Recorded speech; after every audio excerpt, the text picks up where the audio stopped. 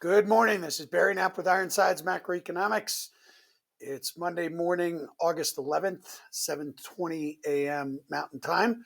Our note this week was titled Correlation is Key. Specifically, we were talking about the correlation of the components of CPI, but we talked about the correlation in the equity market as well, which is uh, because it's so low, is masking the detox process, a real weakening foundation around a number of sectors impacted by reduced government spending, um, the tariff tax, and the restrictive Fed rate policy. So, to begin with, on correlation of inflation, which is key given that this is inflation week and we get CPI tomorrow, PPI, and import prices.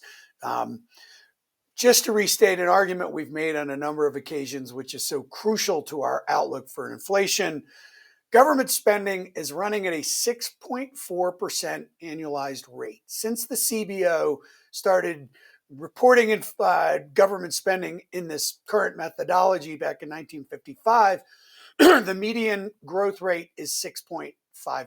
So government spending is back to its long-term growth rate, if you will. In 2021, when the American Rescue Plan Act was passed, it was running at 45% year on year for the first 6 months of the 2021 fiscal year. So the government spending backdrop is decidedly different. The same is true of monetary growth. It's running at 4.5%. The long-term median since the early 60s is 6.7%. It was 27% in 2021.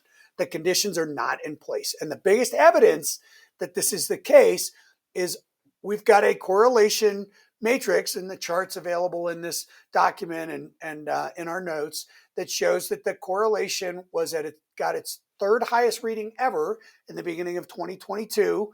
It takes a little while to run through because we run it as a bit of a moving average to smooth the data.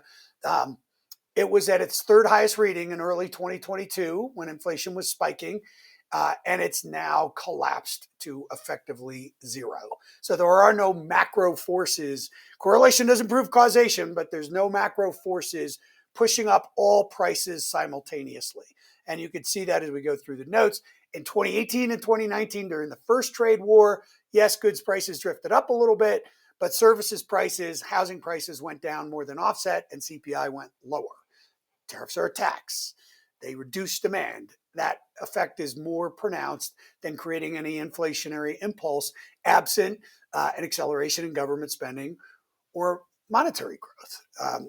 It's just the way it works. And then we went through and discussed how we've got this rent of shelter, downward pressure on inflation that's likely to persist for the better part of a year. And demand for services has collapsed, which will push services inflation lower. So we're not the least bit worried about inflation. When asked about what the real effect of tariffs are, it is weaker demand, weaker growth. It's part of the whole detox process. We then went on to a discussion of the Fed and how we really dug into a few of the candidates, but our issues as far as the next Fed chair is we want someone less inclined to use the balance sheet. We want someone who would like to go back to a scarce reserve regime, not have all that cash sitting on bank balance sheets and the Fed in the middle of every overnight repo transaction.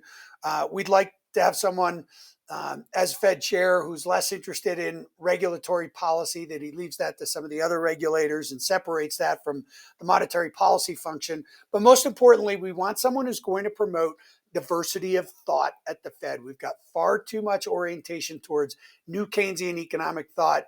We need more classic, economic thought. We need more supply side economists. There's candidates in the mix who have these different points of view, and we need a staff that is less homogeneous than the current staff.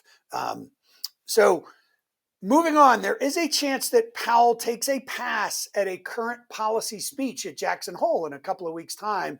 We think that could present a little bit of a disappointment for markets if he does something theoretical like he did in his first speech back in 2018. That's something to keep your eyes on. And then we've we've been a little bit dismayed, if you will, on the 5 or so Fed speakers since the FOMC meeting and decidedly weak payroll report that continue to insist that the labor market is solid, is in balance, and the bigger risk is inflation. I mean, they just got hit over the head by a 2x4. They're about to get another one probably next month. We saw some weak labor market data last week as well, continuing claims, the ISM Services Employment Index, and the Atlanta Fed Wage Tracker series. And then, of course, we're going to get that first estimate of the annual benchmark revision. And so we don't understand why Fed officials continue to be sanguine. So there's a bunch more stuff in the note. Become a full subscriber. You can really get at it, including a discussion about how Gen AI is likely to be diffused and adopted into a broad range of sectors. Stands in a little bit of a contrast to what was happening in the late 90s and early 2000s and why that means this could go on a little bit longer. We're not in 1999 yet, but and then we discussed the mortgage market as well. Again, these are the kinds of things that you can really dig into if you become a full paid subscriber to Ironside's Macros. It's never different this time. Barry Knapp, have a good week, everyone. Thank you.